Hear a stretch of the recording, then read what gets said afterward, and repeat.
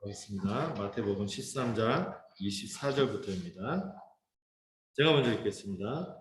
예수께서 그들 앞에 또 비유를 들어 이르시되 천국은 좋은 씨를 제 밭에 뿌린 사람과 같으니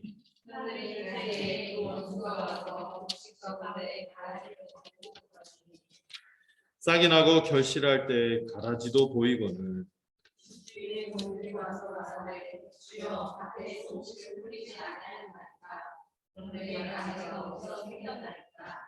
주인이 이르되 원수가 이렇게 하였구나. 종들이 말하되 그러면 우리가 가서 이것을 뽑기를 원하시나이까?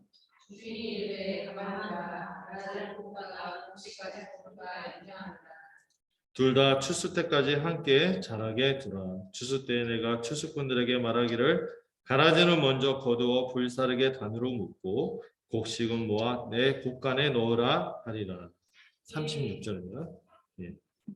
읽으시면 되겠습니다. 예. 예수께서 우리를 떠나사 집에 들어가시니 제자들이 나와 이르되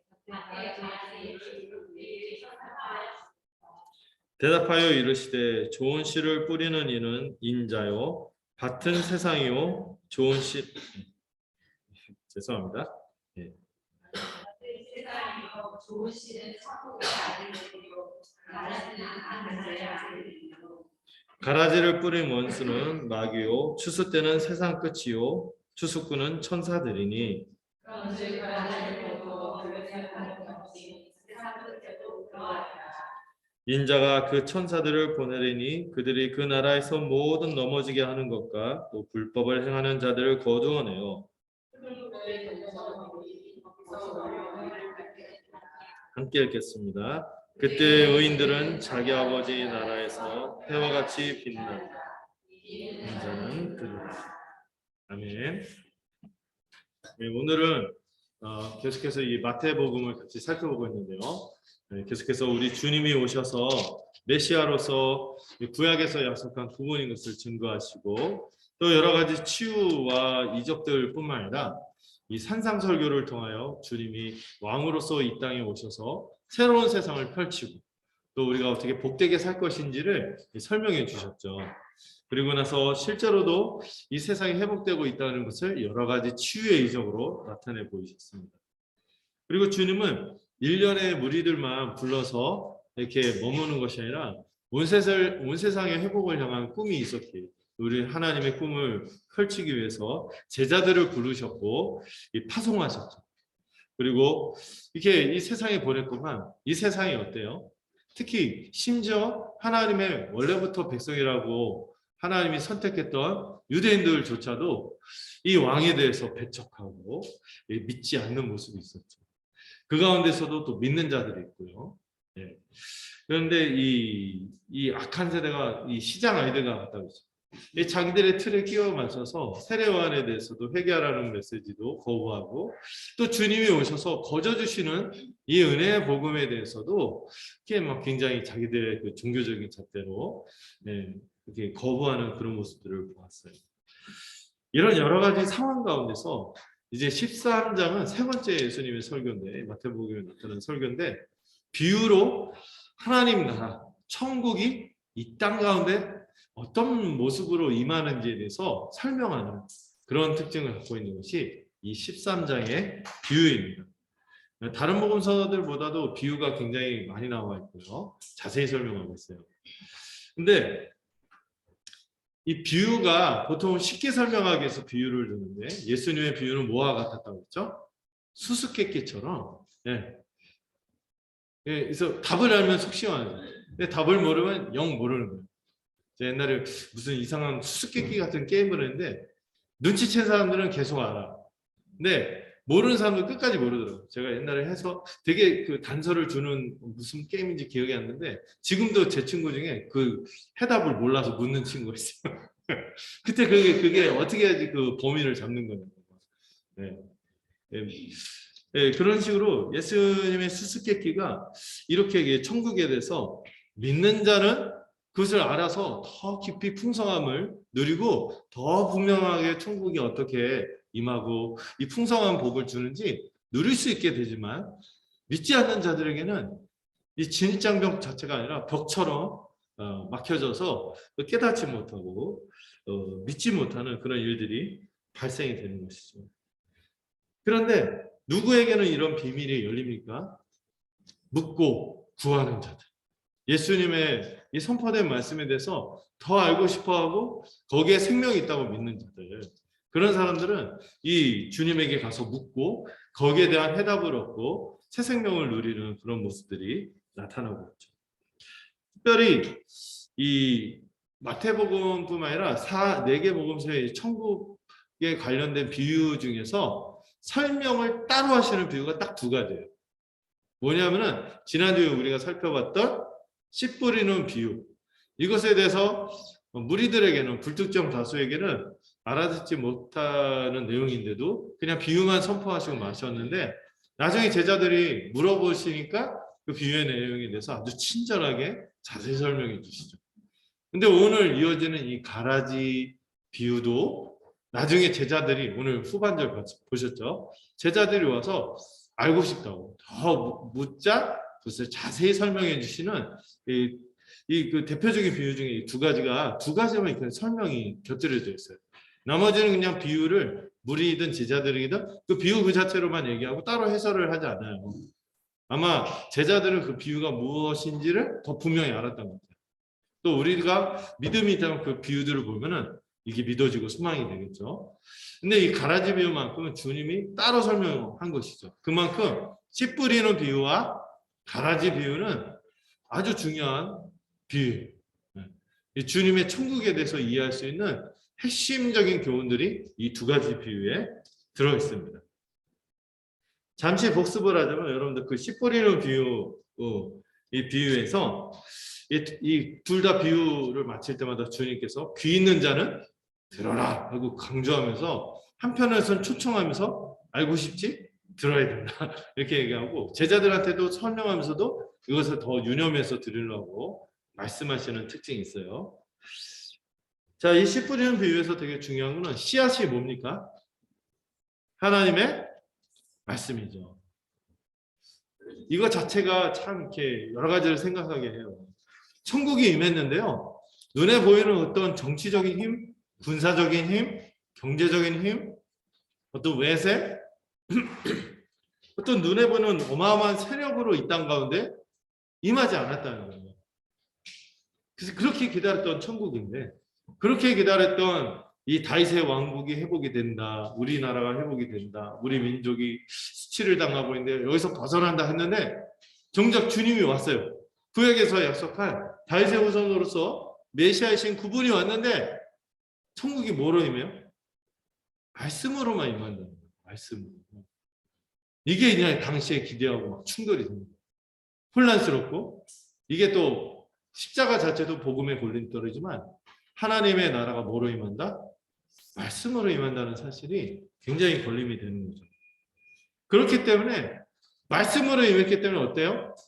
다른 것들로 임하면은 굴복할 수밖에 없죠. 강압적으로 굴복할 수밖에 없고 강한 능력으로 오니까 그냥 그 무슬림처럼 한 손에 칼, 한 손에 꾸란 안 들어?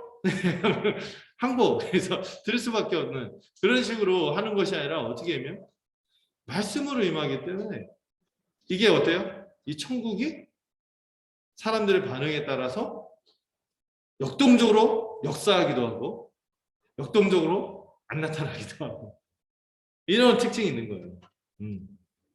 그래서 이 하나님 말씀이 거절되기도 합니다.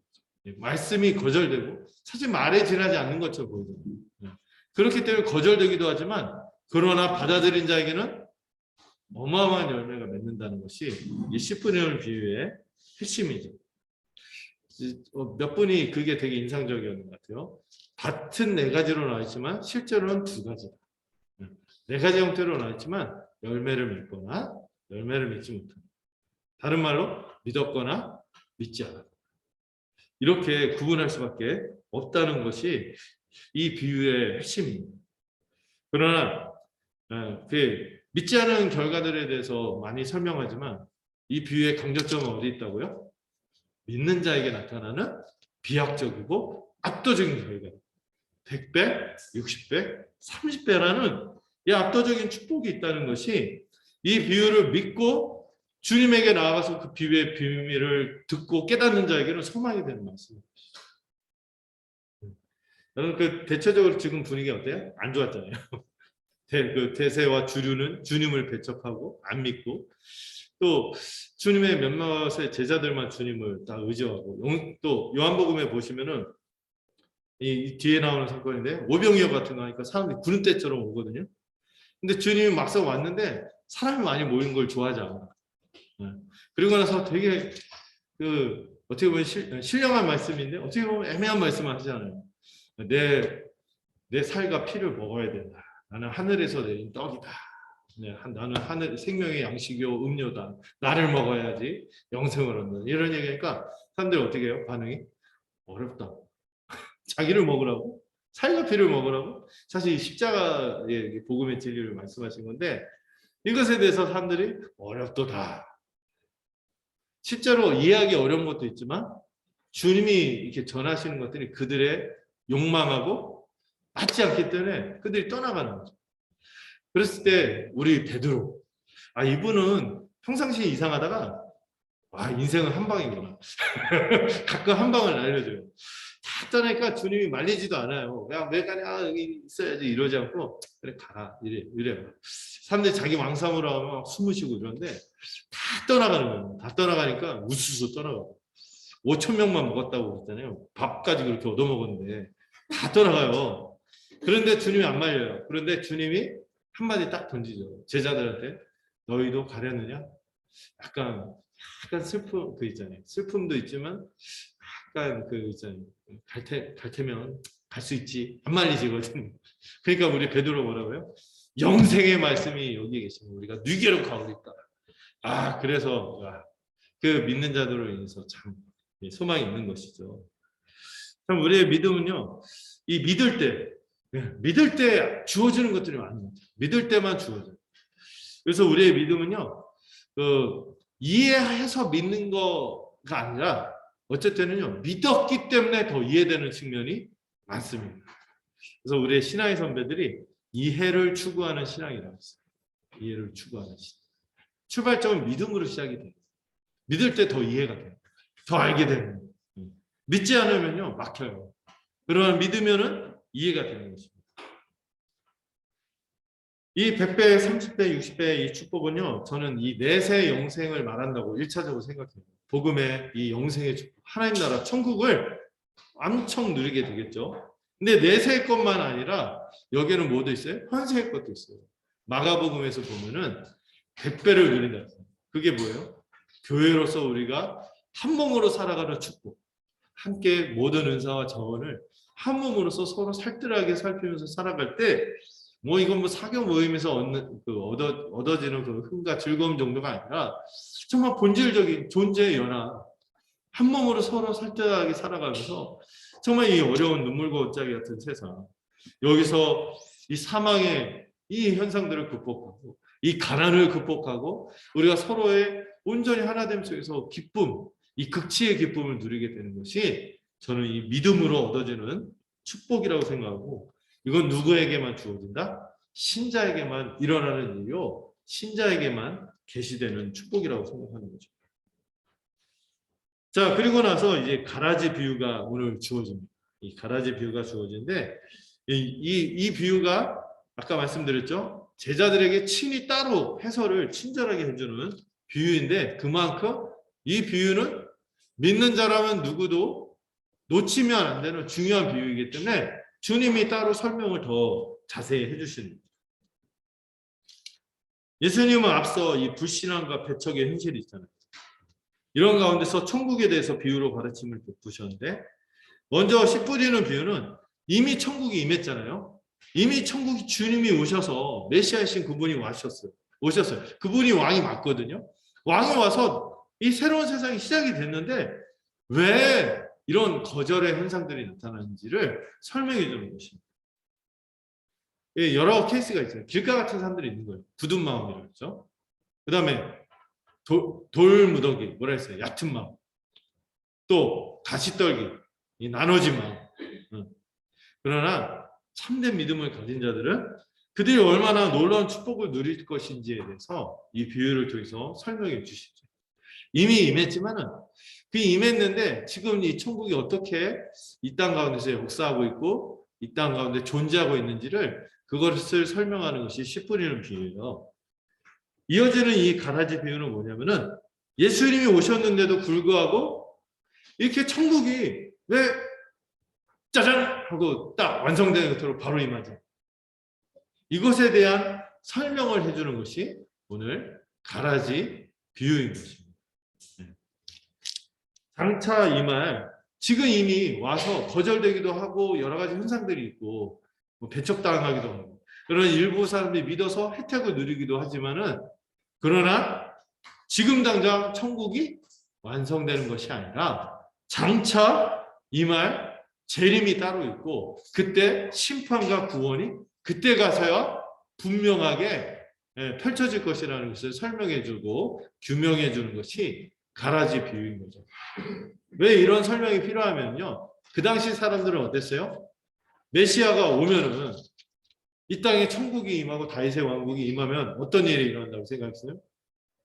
의인들은 바로 천국행 티켓 하이웨이 딱 끊어가고 바로 직행하고 저 썩을 것들, 저 악한 것들, 저 이방 것들 싸그리 한 번에 다 불사질러서 다 태워버리거나 한 번에 이루어지는 걸로 생각을 한 거죠. 그래서 구약에 보면 여호와의 날, 주의 날 막 이러면서 이 종말에 대해서 막 생각하고 했는데 막 세상이 막 뒤집어지고 한 번에 되는 것으로 이해했거든요.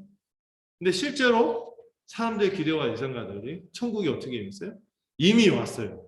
근데 놀랍게도 거절당하고 그러나 지금은 거절당하고 또 일부의 사람들이 축복을 누리고 백배의 축복을 누리고 복되게 살지만 그러나 그것이 전부가 아니라 생각지 못했던 두 번째 세컨드 커밍 재림이 있을 것이며 이 재림 때 그때 가서야 심판과 구원이 펼쳐진다는 것을 얘기하는 것이죠.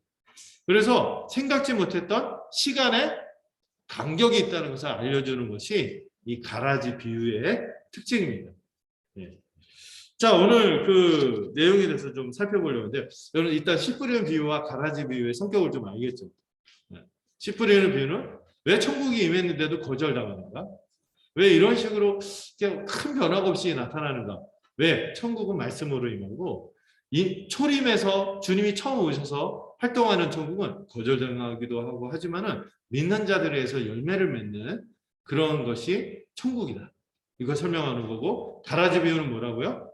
그러나 장차 아직 완성되지 않은 천국이지만 그 주님이 재림하시면은 그때 완전히 결판이 난다는 것을 설명해 주면서 이 두 비유 때문에 우리가 이 천국이 어떻게 임했다고 얘기하죠? 그 유명한 already but not yet. 죄송합니다.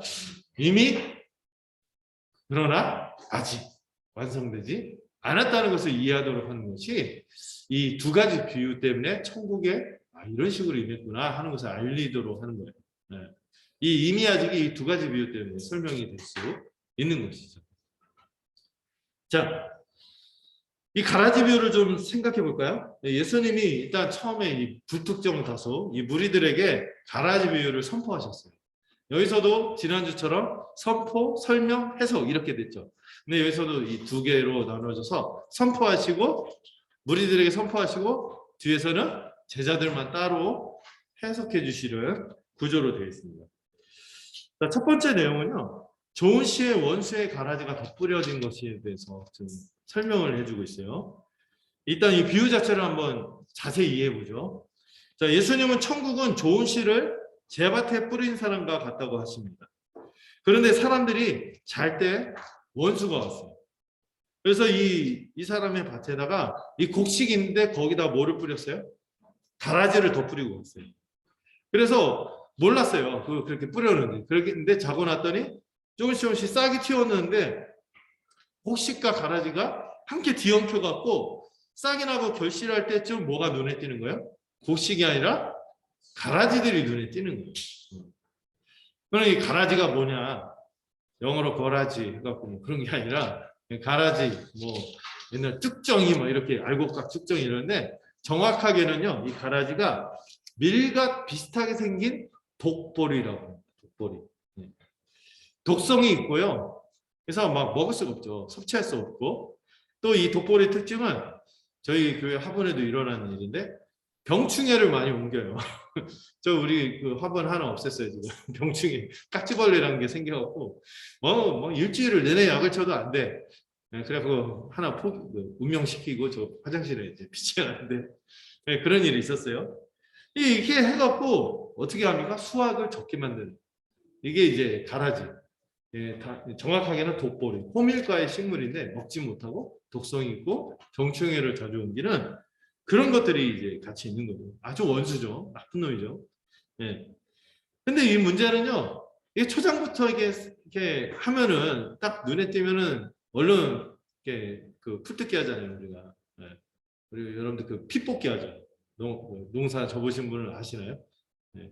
벼하고 피가 있는데 이 피를 뽑아내 갖고 제대로 소출이 되도록 하도록 뽑아야 되는데 문제는 이게 똑같이 생겼어.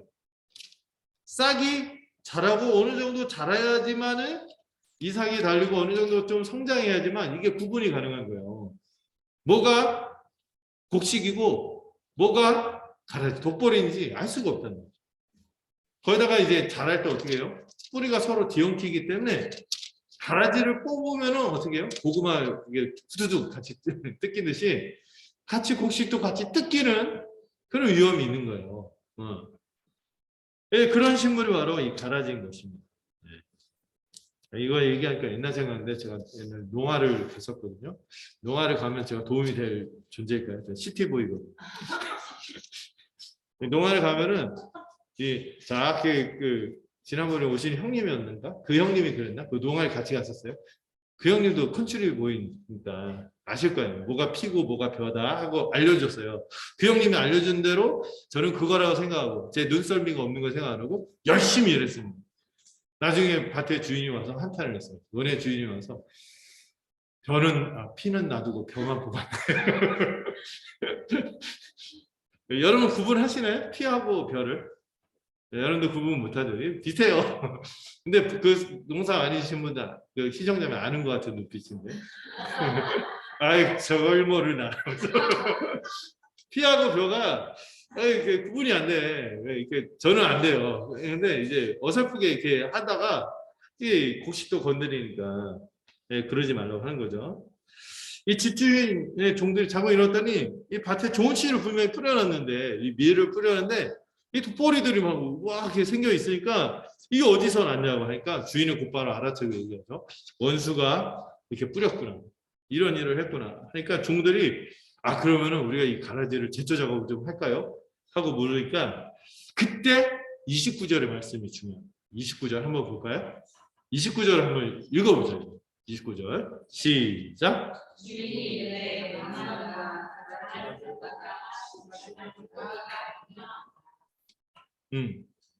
가만두라고 하시면서 가라지를 뽑다가 곡식을 뽑을까 염려한다고 이야기하십니다. 그리고 보통은 이해가 안 될 결정을 하세요. 둘 다 추수할 때까지 함께 자라게 두라고 하십니다. 보통은요 어떻게 하죠? 저 같으면 원수가 이렇게 했잖아요. 꼴도 보기 싫잖아요. 빡쳐갖고 거칠게 그 가라지 막 뜯어내고 소수의 희생은 어쩔 수 없지. 그래서 막 뜯어낼 것 같아. 그리고 이 가라지 영향으로 곡식의 수확이 더뎌져요. 또 어려워지는 거거든요. 나중에 일하면 더 힘들고 번거로울 수 있는데 그런데도 불구하고 이 가라지를 뜯는 결정을 하지 않고 보통 우리가 이해할 수 있는 그런 일반적인 결정을 하지 않죠. 이 주인의 우선적인 관심은 뭐예요? 가라지를 뜯다가 함께 뜯겨질 곡식을 걱정하십니다.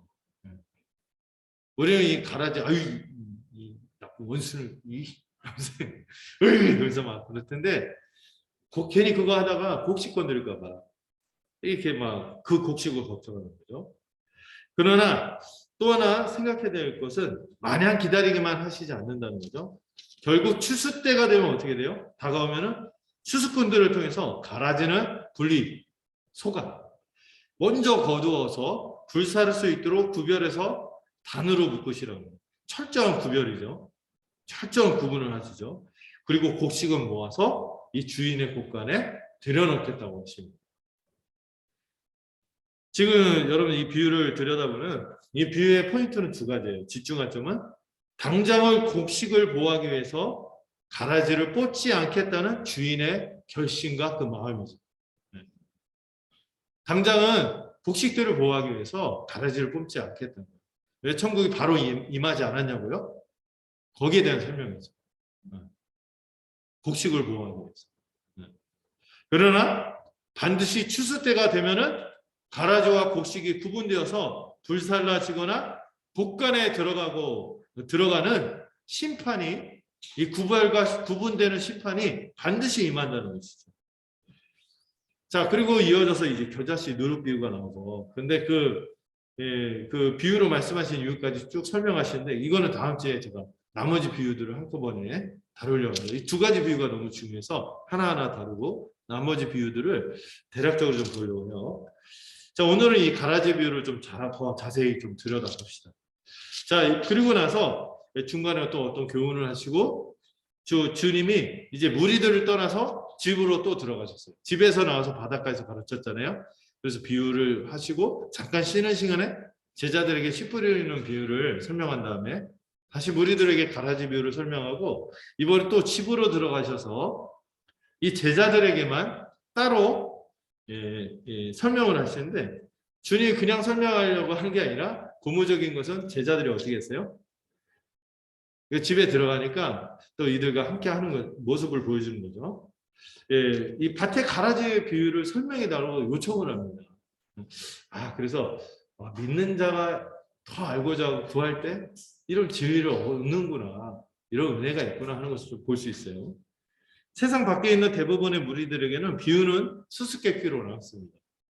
그렇지만 주님과 함께 집에 있는 자들에게는 이 비밀을 깨닫는 축복이 주어지는 거죠. 제가 모두에 말씀드렸지만 제자들은 주님의 말씀을 참 귀히 여기고 들음으로 축복을 얻은 것이죠. 베드로가 고백한 것처럼 영생의 말씀인 것을, 정말 이 말씀의 가치를 귀히 여기고 듣고자 하는 것이죠. 여러분, 우리의 믿음은요, 이해를 추구하는 신앙이어야 해요. 그렇다고 덮어놓고 믿는 게 아니죠. 믿는 가운데서 더 알고자 하고 정직하게 질문을 하고 알고자 하는 마음이 있을 때 우리 이 복음에는 설명력이 있다. 그래서 해답을 얻는 축복이 있을 거예요. 주님은 친절하게 설명해 주시고 또 오늘 이 비유의 끝에 우리에게 격려하시는 분이십니다. 무리들이 주님의 복음에 대해서 무관심하게 반응하고 떠날 때 주님은 강압적으로 잡지 않으세요. 그러나 베드로처럼 영생의 말씀이 여기 계시면 우리가 누게로 가볼까 그러면서 그 말씀에 듣고자 하는 자들, 그런 자들에게는 믿음의 축복이 주어지고 열매의 축복이 주어진다는 사실을 기억하셨으면 좋겠어요. 우리 교회 모든 성도들이 이 베드로처럼 이렇게 듣고자 이렇게 묻고 해답을 얻는 그런 축복이 있으면 좋겠습니다. 이럴 때 아멘 해야 되는 거죠. 네. 교회 생활의 핵심은 그 약간 세련되게 말이죠. 서로에게 신실하고 배려하는. 너무 좀 저렴한 것 같아서 의리와 괜찮으니까 신실하고 배려. 자, 주님은 이제 비유를 자세히 제자들에게 설명해 주세요. 여기서 좋은 씨를 뿌리는 사람 누구라고요? 인자라고 하셨죠. 인자에 대해서는 제가 몇 번 설명을 했어요. 다니엘 7장에 나오는 새로운 세상, 천국을 가져오시는 메시아에 대한 별칭입니다. 이 주님이 자신에 대해서 은근짝 들은, 노골적으로 말고 은근짝 자신에 대해서 알릴 때 인자라는 표현을 쓰셨어요. 이 메시아가 와서 좋은 씨를 뿌렸습니다. 그 뿌려진 밭은 어디예요? 코스모스, 세상이 온 세상이에요. 온 세상. 이 코스모스는 온 세상입니다. 이 부분이 중요한데 여기서 밭이 뭐가 아니라고요? 교회가 아니라 온 세상이라는 것입니다. 이게 대표적인 이 가라지 비유에 대한 오해가 뭐냐면 알곡과 쭉정, 알곡과 가라지 하면서 뭐 어떻게 이해하냐면은 교회 안에 참신자와 불신자를, 거짓 신자를 말한다, 이렇게 이해를 해요. 근데 그렇게 이해하면 안 돼요. 여기서 밭은 뭐예요? 세상입니다. 여기에 구분은 뭐예요? 신자와 불신자. 신자와 불신자로 이렇게 구도를 봐야 돼요. 예. 많은 분들이 우리 가운데 가라지가 있습니다, 쭉정이가 있습니다, 뭐 이런데 그런 얘기하면은 그 약간 여기서 말하는 의도하고 좀 달라요. 여기서 밭은 뭐라고요? 세상이거든요. 예. 교회가 아니라 세상이거든요. 예, 이 교회 안에서 참신자, 거짓 신자가 같이 있기 때문에 의뢰 이제 거짓 신자를 이해하고 용납해야 하는 것처럼 이 비유의 흐름이 그러잖아요. 가라지 그냥 그만둬라 이렇게 오해하는데 그거 안 맞아요. 신자와 거짓 신자에 대해서 지금 말하는 것이 아니라 신자와 아예 불신자를 말하는 것이죠. 왜냐하면은 같은 마태가 18장에서 무슨 얘기를 해요? 마태복음 18장에서 주님의 말씀을 신이 들려주시면서 이 말씀에 불순종하고 이 교회 칠이나 관할이나 이 교회 권면이나 이런 것들을 불순종하는 자는 어떻게 하라고 했어요? 가만두지 말고 출교하라고 얘기를 하고 있기 때문에 한 입으로 두 말 할 수가 없죠. 그래서 여기서 명확한 게 이런 근거들을 통해서 이거는 신자, 거짓 신자가 아니라 불신자와 신자를 뜻하는 구분하는 걸로 보는 것이죠. 왜냐하면 여기서 또 자세히 말해요. 좋은 씨는 아까 씨는 말씀인데 여기서 좀 바뀌어요. 좋은 씨는 천국의 아들들, 가라지는 악한 자의 아들들로 구별하십니다. 주님이 이 세상에 오셔서 천국의 아들들, 다른 말로 이게 여자의 후손이라고 볼 수도 있을 것 같아요. 이 천국의 아들들, 아들은 뭐라 했어요? 상속자였죠. 천국을 상속받을 수 있는 택한 백성들을 이 세상에 두셨어요. 그런데 또한 이 세상에는 누구도 있어요? 가라지, 악한 자의 아들들, 다른 말로 독사의 자식, 뱀의 후손이라고 할 수 있는 이런 사람들도 같이 이 세상에 병존하고 있는 거죠. 왜 이런 사람들이 있냐면은 주님의 원수인 마귀가 역사하여 그에게 사로잡혀서 하나님의 백성들을 좀 더 적극적으로 대적하고 유혹하는 세력들이 있다는 거예요. 여러모로 괴롭히죠. 유혹하기도 하고 핍박하기도 하고 그런 사람들이 있어요. 그러나 추수 때가 임하는 것처럼 뭐가 임할까요? 여기서 살짝 그런 게 있어요. 지금 그런 사람들이 살짝 대세인 것 같아요. 믿는 자가 소수고 예수 믿는 사람을 싫어하고 세상이 너를 속하지 않게 미워한다. 이런 구도에 있어서 우리가 그런 가운데 있다는 거예요. 그러나 그런 상황이 계속 지속되고 많은 것이 아니라 뭐가 있어요? 세상 끝 추수 때가 임할 것이고 이 종말이 임하면은 여기서 추수꾼은 천사들이죠. 이 천사들이 먼저 순서가 중요한데 악인들을 대적하는 이들을 따로 거두어 불에 사르는 심판을 먼저 행하고 그 다음에 세상 끝이 임해서 종말에 반드시 그 일이 임할 것이라고 두 번이나 세상 끝에 대해서 말씀하세요. 두 구절에 걸쳐서 세상 끝이라고 두 번 말씀하시죠. 뭐가 있다? 지금 배척하고 주님을 믿지 않고 거절하고 막 이런 상황이잖아요. 그런데 지금은 그 심판이 임하지 않지만은 반드시 뭐가 임할 거다? 장차 재림의 심판이 있을 것을 강조하는 거죠. 주님은 이 가라지 비유를 통해서 어떤 문제에 대해서 답하고 싶어 하시냐면 왜 이 세상에 주님이 왔는데 다 믿고 막 그래야 되는데 왜 신자와 불신자가 함께 있고 왜 신자는 이게 소수가 되어서 이렇게 배척을 받고 이렇게 돋보이지 않고 드러나지 않는가 이런 문제에 대한 답변을 해주시는 거예요. 당시 기대와 달리 메시아가 와서 이미 천국에 임했는데 심판이 당장 이루어지지 않는 거예요. 예수님 막 거절하고 이 완악한 바리새인들, 사두개인들, 거짓 지도자들 또 이 탐욕에 쩔어서 예수님 그렇게 돌아오라고 하는데도 거절하고 완악하게 살아가는 사람들 또 이방의 로마 세력들 막 그 타민족 억압하고 막 이런 상황에서 왜 변화가 없는가 여기에 대한 답변을 하시는 거죠. 예수님이 이 땅에 오셨어요. 천국을 시작하셨는데도 마땅히 그 백성으로 주님에게 나와야 할 유대인들은 어떻게 합니까? 앞에서 보셨죠. 심지어 가버나움까지 주님의 사역 본부인 거기에서도 배척하는 흐름이 많습니다. 불신한 가운데 있는 것이죠. 이방인과 악인들은 여전히 건재해요. 세상은 이전과 다를 바 없이 왜 이렇게 똑같이 돌아가는가 그 이유를 설명하는 것이 이 가라지 비유인 것입니다. 앞에 29절의 비유를 이게 되게 중요하다고 했죠. 그 이유가 나타나죠. 뭐라고요? 하나님은 지금 주님을 보내셔서 이루시는 위대한 천국의 역사에서 중요한 건 뭐예요? 악인의 심판보다 먼저 관심 있는 게 뭐라고요? 하나님이 택하시고 구원하시기로 한 자기 백성들을 보호하는 것이 그분의 우선적인 관심이라는 것이죠. 왜냐하면은 여러분 뭐 특이한 경우 아니면 개토라고 해서 믿는 사람들만 모여서 살지 않잖아요. 같이 함께 삶을 어느 정도 세상 속에 있지만 세상에 속하지 않았지만 세상 속에 있기 때문에 뿌리가 뒤엉켜 있듯이 함께 살아가고 있기 때문에 만약에 주님이 바로 최후 심판을 행하신다면 주께서 구원하시고 택하시려고 작정하신 그 백성들이 구원받을 수 있을까요? 어려워지는 거죠. 그렇기 때문에 아직은 주님이 택하고 구원할 백성들이 많기 때문에 주님이 이 심판을 어떻게 하시는 거예요? 지연시키고 보류시키는 것입니다. 악한 가라지들이 있어서 곡식의 수확이 더뎌지고 어렵더라도 이 곡식들이 보존되고 그들을 구원하는 것에 관심이 더 크시다는 것입니다. 곡식과 가라지는요, 눈으로 볼 때는 잘 구분이 안 돼요. 누가 곡식이고 가라지인지 알 수 없는 상황에서 주님의 방법은 뭡니까? 교회가 또 세상을 바라볼 때도 그렇게 봐야겠죠.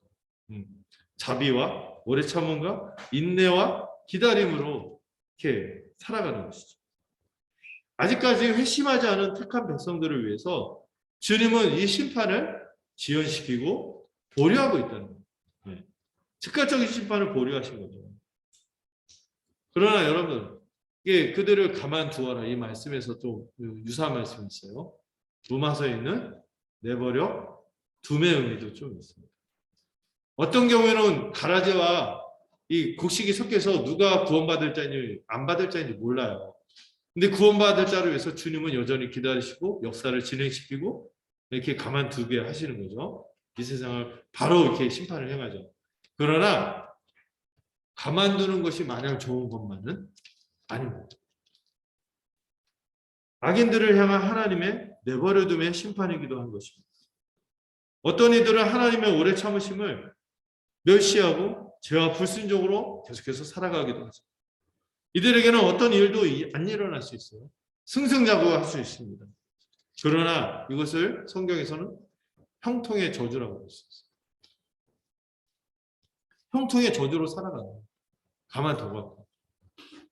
차라리 무슨 일이 있어갖고 돌이키고 회개하는 게 낫지.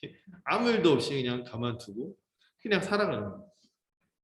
그 끝에는 뭐밖에 없어요. 영원한 형벌의 저주가 주어질 수밖에 없기 때문에 어떻게 보니 가만두는 것이 심판이기도 한 것이죠. 안타깝게도 그들은 자신이 어떤 처지인지 모르는 거예요. 삶이 그냥 흘러간다고 생각하죠. 그러나 자신의 삶에 대한 절대적인 평가가 있으며 자신이 이에 미치지 못하는 부적격자이고 심각한 결과가 기다리고 있음을 전혀 모르는 가운데 살아가고 있기 때문에 이 내버려둠 또한 심판일 수도 있는 것입니다. 택함받지 않은 사람에게는 그런 의미가 있겠죠. 그러나 여러분 마지막 재림 때가 되면 이 마지막 부분을 보시면 인자가 천사들을 보내 천국을 완성하실 때 그 모든 죄를 짓도록 넘어지게 하고 유혹하고 핍박하는 자들 불법을 행하는 자들을 가려내서 어디에 놓는다고요? 풀무불, 이거 용광로라고 볼 수 있어요. 용광로로 집어넣는다. 던져놓는다. 거기에 던져진 이들은 또 어떤 일이 일어납니까? 울면서 이를 갈 것이라고 묘사하는데 그들이 당할 이 형벌의 고통을 이중적으로 묘사하는 거예요. 첫 번째, 꺼지지 않는 혹독한 불. 여러분 거기 주님이 지옥에 대해서 많이 말씀하시잖아요. 지옥에서는 누구도 죽지 않는다고? 구더기도 죽지 않는다. 뭐요? 그치지 않는 육체적인 고통이 있을 것이다. 구더기도 죽지 않는 지속되는 고통이 있을 것이다. 또 하나는 뭐예요? 슬피 울며 이를 간다는 것은 후회가 그치지 않고 슬픔과 분노가 그치지 않는다. 영원한 영혼과 마음 중심의 고통이 계속되는 것이 뭐다? 이 지옥이다. 최종적인 심판 때 받을 형벌인 것이다. 이렇게 이중적으로 묘사하신 것이죠. 그리고 그들이 이 끝에 나오는 의인들의 모습과 대조되는 건 그들은 그 다른 본문을 보면 슬피 울며 이를 가는데 어디에서? 어둠 가운데서. 어둠 가운데서. 빛이신 하나님의 부재가 있는 그것이 바로 지옥입니다. 거기서 어둠 가운데 이 어둠으로 가득한 이 삶의 비참한 영상을 끝나지 않은 가운데서 계속해서 맛보게 되는 것이 끝까지 끝에 임할 심판이라는 것을 말씀하십니다. 그럼 마지막 구절, 의인들은 어떻습니까? 자기 아버지의 나라에서 해와 같이 빛난다고 말씀하셨어요. 특히 이걸 누구에게 얘기하고 있는 거예요? 믿고 나와서 듣고 있는 제자들을 격려하는 말씀입니다. 너희들은 나와 함께함으로 해와 같이 빛날 것이다. 인자신 그리스도를 믿고 그분 안에서 아들이 됐고 천국의 아들이 됐죠. 천국을 상속받는 의인이 된 것이죠. 그들은 풀무불에 땔감으로 태워지는 가라지와 달리 이 해의 이미지가 참 좋아요. 풀무불에 땔감으로 태워지는 가라지와 달리 그들은 어떻습니까? 활기찬 생명의 에너지를 스스로 내뿜는 태양과 같을 것이다. 또한 어둠으로 가득한 곳에서 자신의 처지를 후회하며 이를 갈고 있는 죄인들과 달리 영광스럽게 빛날 것이다. 이렇게 이 이미지를 사용해서 선명하게 우리의 이 궁극적인 영광스러운 이 열매, 운명이 어떻게 될 것인지를 설명해 주셨어요. 주님이 여기서 의도적으로 제자들에게 비유를 해설할 때 이 최후의 심판에 대해서 상세하게 설명하며 경고하십니다. 앞에 그냥 비유를 설명할 때는 약간 29절에 가만두어라. 가라지 곡식이 다칠까 염려한다. 이런 부분만 얘기하셨는데 이것에 대해서 제자들에게 설명할 때는 이 심판의 측면을 좀 더 자세하게 설명해 주는 특징이 있어요. 왜 그런가 생각을 해봤어요. 여러분, 우리 요즘에 교회에서 잘 듣기 힘든 이야기들이 뭐죠? 지옥 얘기. 지옥이라는 표현을 피합니다. 영원한 형벌, 저주, 심판 이런 얘기 하면은요 이게 싫어, 뭐 약간 꺼려지고 이게 말하면서도 좀 이렇게 너듬어지고 그러죠. 저도 쉽지 않아요. 지옥 얘기하는 게. 근데 이게 실상이라는 거죠. 실상이다. 회피하지 마셔야 돼요. 우리 다음 세대들, 우리 어린 자녀들 특히, 우리 청년들도 마찬가지고. 사실 우리 어릴 때는 이 죽음에 대해서 많이 생각 안 하죠. 그리고 이어질 영원한 운명에 대해서 생각하지 않는데, 여러분 성경에 분명히 증거되어 있는 거예요. 여러분 우리가 불순종하고 그렇게 여기서 말하는 것처럼 넘어지게 하고 이 불법으로 하는 것에 대해서 반드시 평가가 있고 대가가 있다는 것이. 여기에 대해서 진지하게 생각해야 돼요. 우리는 굉장히 짧은 삶을 살고 있거든요. 저 어느새 제가 언제 50이 넘을지 어떻게 알았어요. 전 늘 마음은 10대, 20대 막 그랬는데 가끔 이렇게 하면은 제가 막 생각하는 게 보면 10대, 20대 때 철없는 생각하고 있는 거 보면은 제가 특별히 어려서가 아니라 여러분들도 그럴 때 있잖아요. 막 그렇잖아요. 근데 막 어느 순간 이렇게 마음이 안 따라주고 몸이 안 따라주고 이렇게 돼버린 거죠. 우리의 삶은 정말 유한해요. 그러다 보면요 자꾸 놓쳐. 눈에 보이는 삶에 완전히 압도되고 거기 그냥 그게 약간 거기 그 분위기에 휩쓸리다 보면은 정말 우리가 진지하게 부딪혀야 되는 이 영원한 운명에 대한 문제를 가볍게 여길 수 있는 것입니다. 혹독한 결과를 맞게 되는 거예요. 저는 이 부분을 쉽게 생각하면 안 돼요. 특히 우리 다음 세대들 쉽게 생각해요. 혹독한 결과가 주어져. 그래서 주님이요 일부러 이런 얘기를 자세히 얘기하는 거는요 세련되고 부드러운 거짓 얘기보다 원초적이지만 거칠지만 진실을 알려야만 우리가 도움을 얻기 때문이죠. 주님은 그런 부분에서 주저하지 않고 지옥에 대해서 얘기합니다. 그들이 받을 심판에 대해서 혹독하게 경계하시는 것입니다. 그것에 대해서 아무것도 아닌 것처럼 마치 그것이 존재하지 않는 것처럼 약화시키고 경감시켜서 말하는 것은 오히려 그들에게 못할 짓을 합니다. 그렇기 때문에 주님은 물러서지 않고 특히 제자들에게 당부하시면서 주님의 오래도록 기다리는 자비도 얘기하지만 그런 궁극적으로 임하는 그 심판에서 그 심판의 운명이 주어질 때 피할 수 없다는 것을 분명하게 알려주시는 것입니다. 이제 말씀을 맺고자 합니다. 몇 가지 말씀을 같이 준비했는데 다 볼 수는 없고 한 가지만 좀 보려고 해요. 한 세 가지 준비했는데 한 가지 말씀만 같이 살펴보고 좀 생각을 좀 해보고자.